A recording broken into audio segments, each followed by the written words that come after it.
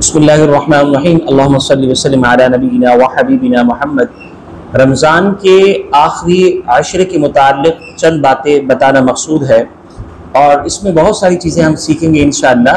خاص طور پر رمضان کے آخری عشرے کی جو سنت رسول صلی اللہ علیہ وسلم سے جو دعا ثابت ہے اس کے حوالے سے بھی بات کر لیں گے۔ پھر اس حوالے سے بات کر لیں گے کہ شب قدر کون سی رات میں ہے جو حدیث سے ملتا ہے، اس حوالے سے بھی بات کر لیں گے، اور خاص طور پر پھر انالیسس کریں گے کہ شب قدر کی جو رات ہے مہینہ، منٹ اور سیکنڈ کے لحاظ سے کتنی قیمتی ہے۔ تو یہ چند باتیں انشاءاللہ ہم ڈسکس کر لیں گے۔ سب سے پہلے جو ہے شب قدر پانے کا جو آسان نسخہ ہے اس کو ہم سمجھ لیتے ہیں۔ یعنی بڑی پیاری دعا ہے جو کہ اللہ کے رسول صلی اللہ علیہ وسلم سے ہمیں ملتی ہے، وہ آپ سب کو یاد بھی ہوگی۔ وہ کیا ہے؟ اللہم انکا عفو کریم تحب العفو فاعف عنا یا غفور۔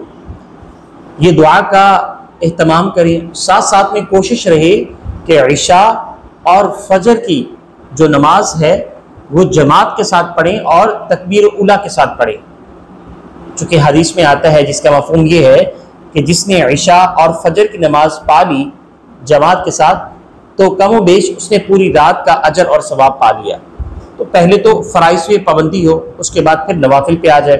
نوافل کے لحاظ سے کم از کم 2 یا 4 یا 6 یا 8 رکعت آپ پڑھ لیا کریں، اور خاص طور پر تہجد کا اہتمام کریں، اور اپنے لیے بھی دعا مانگیں، امت مسلمہ کے لیے، اپنے ملک کے لیے بھی دعا مانگیں، اور رو رو کے گر گرا کے اللہ کے سامنے دعا مانگیں تاکہ اللہ سبحانہ وتعالی ہمارے اور اسی طرح سے ہمارے ملک کے حالات بہتر کر دے۔ اسی طرح سے مزید آگے بڑھیں تو دوسرا جو لمحہ ہے وہ افطاری کے حوالے سے ہے، یعنی افطاری کے وقت بھی ہمیں اللہ سبحانہ وتعالی سے دعا مانگنی چاہیے۔ حدیث میں آتا ہے، یہ حدیث سنن ابن ماجہ کی ہے، حدیث نمبر 1643 ہے۔ اللہ کے نبی علیہ السلام کا ارشاد ہے، آپ نے فرمایا اللہ رب العزت کے ہاں ہر افطار کے وقت لوگوں کی ایک تعداد جہنم سے آزاد کی جاتی ہے، اور ایسا رمضان المبارک کی ہر رات کو ہوتا ہے۔ ذرا اندازہ لگائیں کہ رمضان المبارک انتہائی قیمتی اور انتہائی بابرکت ساعتیں اور دن ہیں، لمحے اور گھنٹے ہیں۔ اسی طریقے سے شب قدر کے برکات سے کچھ لوگ محروم بھی رہتے ہیں۔ اللہ کے رسول کی حدیث سے ملتا ہے صلی اللہ علیہ وسلم، سنن ابن ماجہ کی حدیث ہے، حدیث نمبر 1964 میں آتا ہے، جناب انس بن مالک رضی اللہ تعالی عنہ سے یہ حدیث مروی ہے۔ آپ نے فرمایا جب رمضان کا مہینہ آیا تو رسول اللہ صلی اللہ علیہ وسلم نے ارشاد فرمایا کہ تم پر ایک مہینہ آ چکا ہے، اس میں ایک رات ہے جو 1000 مہینوں سے بہتر ہے۔ جو شخص اس رات سے محروم رہا وہ ساری ہی بھلائیوں سے محروم رہا، اور اس رات کی بھلائی سے وہی شخص محروم رہ سکتا ہے جو واقعی بڑا محروم ہو۔ اسی طرح سے ایک اور حدیث میں آتا ہے کہ جناب جبرائیل علیہ السلام تشریف لائے، آپ سے 3 دعائیں جو ہے کہلوائیں گئی۔ ان میں سے ایک یہ بھی تھا کہ جس پر رمضان کا مہینہ آئے اور وہ اپنی بخشش نہ کروا سکے تو وہ تباہ و برباد ہو، تو اس پر اللہ کے رسول صلی اللہ علیہ وسلم نے آمین کہا۔ تو یہ پہلو بھی ہے کہ رمضان کا اتنا قیمتی مہینہ ہے، اگر ہم خدا نخواستہ اس میں ہم اللہ کی بندگی اور عبادت نہ کر سکے تو بہت بڑے نقصان کی بات ہے۔ اب آئیے شب قدر کے حوالے سے کچھ چیزیں ڈسکس کر لیتے ہیں کہ ان کے منٹ، لمحے اور دن کتنے قیمتی ہیں۔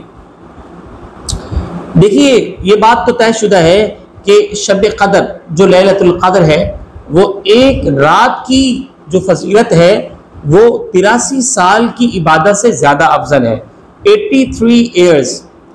اور اسی طرح سے اگر ہم پھر 1 گھنٹے کے لحاظ سے اگر انالیسس کریں تو 1 گھنٹہ 9 سال کی عبادت سے زیادہ افضل ہے، یعنی 9 سال کی عبادت آپ کریں، اور شب قدر اگر اللہ آپ کو مجھے پانے کی توفیق اور ہمت دے تو وہ 1 گھنٹے کی عبادت 9 سال کی عبادت سے زیادہ افضل ہے۔ اسی طرح سے اگر شب قدر کا 1 منٹ ہم پالیں تو اس کا اجر کیا ہے؟ شب قدر کی 1 منٹ کی عبادت 55 دن کی عبادت سے زیادہ افضل ہے۔ اسی طرح سے شب قدر کا 1 سیکنڈ 22 گھنٹوں کی عبادت سے زیادہ ہے، لہٰذا ہر سیکنڈ سے فائدہ اٹھائیں اور آخری عشرے کی ہر طاق رات میں اللہ سبحانہ و تعالیٰ کا ذکر اور قرآن کریم کی تلاوت اور اسی طرح سے استغفار کی کثرت، تہجد، اللہ سبحانہ و تعالیٰ کا ذکر، صدقہ خیرات اور اسی طرح سے خوب دعاؤں کا اہتمام کریں۔ ایک حدیث جو آپ کے سامنے میں شیئر کرنے جا رہا ہوں، یہ حدیث صحیح ابن حبان میں ہے اور صحیح حدیث ہے اور حدیث نمبر 1052 ہے۔ اللہ کے نبی علیہ السلام کے ارشاد ہے، آپ نے فرمایا میری امت کا ایک شخص رات میں بیدار ہو کر وضو کے لیے اپنے آپ کو تیار کرتا ہے، جبکہ تمہارے اوپر اس وقت شیطان کی طرف سے کچھ گرہیں لگی ہوتی ہیں، بس جب وہ ہاتھ دھوتا ہے تو ایک گرہ کھل جاتی ہے، اور جب سر کا مسح کرتا ہے تو اسی طرح سے ایک اور گرہ کھل جاتی ہے، پھر جب وہ اپنے دونوں پاؤں دھوتا ہے تو ایک اور گرہ کھل جاتی ہے۔ اللہ سبحانہ و تعالیٰ ان فرشتوں سے فرماتا ہے جو نظر نہیں آتے کہ میرے اس بندے کو دیکھو جس نے اپنے نفس کے ساتھ مقابلہ کیا اور تاکہ وہ مجھ سے دعا مانگے، میرا یہ بندہ مجھ سے جو دعا مانگے گا وہ اسے ملے گا۔